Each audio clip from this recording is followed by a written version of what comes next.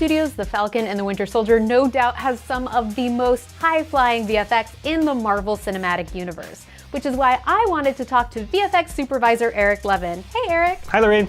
Now the series has some incredible action sequences. What was your overall vision for those action sequences in the show? What I really wanted to do for the big action sequences was, as much as possible, make things feel like they're grounded in reality. So obviously we don't have Anthony Mackie flying around in a real jetpack with real wings, but we want to make it feel like if he was, how would we film that? There are people who can actually fly. You have wingsuit pilots who jump out of airplanes. They all have little helmet cameras. Kari Skogland, the director, really wanted to bring that language to our show as well. So we actually have many shots where we've got an action cam in front of Sam's face or on the wingtip. And as he moves, we see the entire world move around him and things like that. And that was a really interesting new visual language to bring to the show that we haven't brought before. I think that new visual language is really clear, especially when you look at other MCU characters who also fly, but what makes Falcon's flight so unique? It was important for us to have Falcon feel like a different character. There are so many other characters in the MCU that fly, like Iron Man, for example. He flies, but he has a different center of gravity because his engines are in a different place than Falcon's. He can hover in a way that Falcon doesn't necessarily hover. So we wanted to make sure that Falcon felt different and that we weren't sort of copying the flight patterns of other heroes. Well, let's talk about where we really see this happening in the show, which is that big opening sequence. It opens the show, so you're sort of dropped kind of right in the middle of it. Sam is kind of contracting with the Air Force. There's a terrorist organization out there that they think is going to kidnap an American Air Force plane. And so they're sending Sam in to go make contact with that plane, make sure everything's okay. They've lost contact with it. Then what he doesn't know is that these guys are expert wingsuit pilots, and they actually strap Captain Vassant to them and then jump out of the plane. So it was just sort of this amazing moment, like I didn't know they could do that. So now Sam has to chase after these wingsuit guys. So the first thing that we see is Sam in the airplane and then he drops out backwards. How did you create that shot? Yeah, that was a relatively straightforward shot. We've seen that sort of thing done before, so we wanted to make sure we put our stamp on it. Basically, he's in the real plane. There are pads below him. There's a blue screen surrounding the plane. And then when he falls out of the plane, somewhere in the middle of that process, we basically blend to a digital version of him. Ideally, the effect is seamless. You don't know where, Anthony starts and where the digital version begins. That sequence is so wild. You really can't tell what's real and what was shot practically. How did you shoot the scene where Falcon lands on the plane? Is that shot in the air? Not with a plane in the air, but with a plane on the ground. That was something that we previs that, so we saw like the sort of video game version of it where we had, Falcon kind of coming in and just sort of landing on the plane's cockpit. And we talked with the stunt coordinator and the riggers and figured out, I think we can do that for real. We're gonna be on an Air Force base. We have a real plane.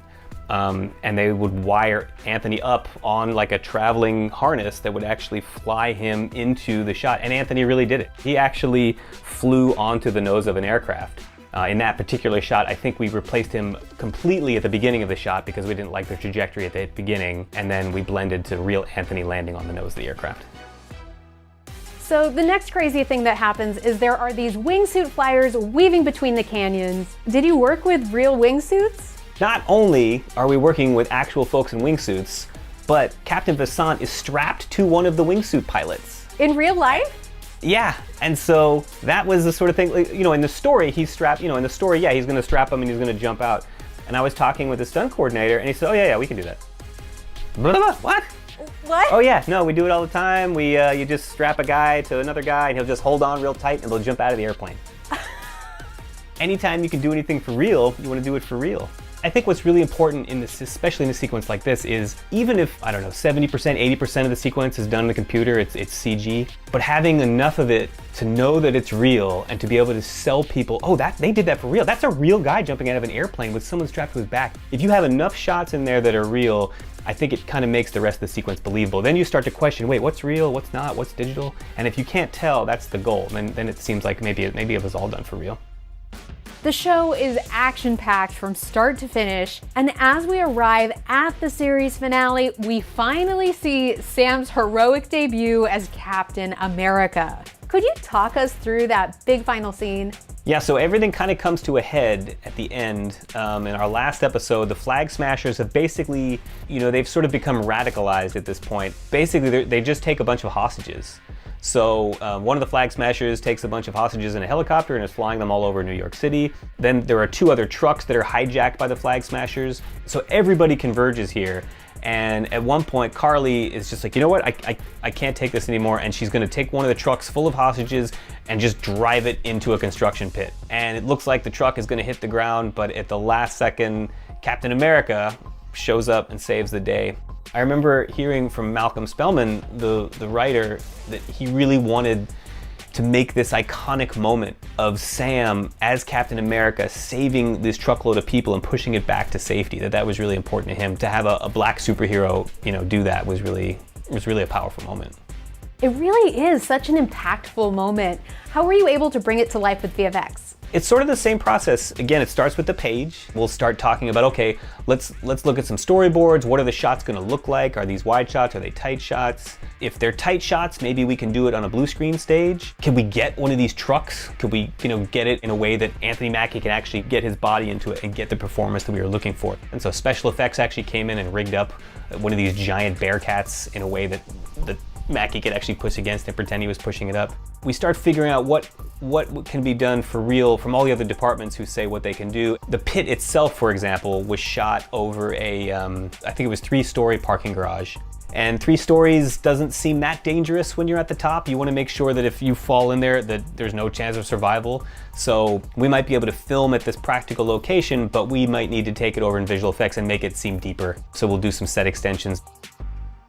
It's definitely an absolutely amazing moment in the show, but I'm curious, do you think there are any moments that people might have missed?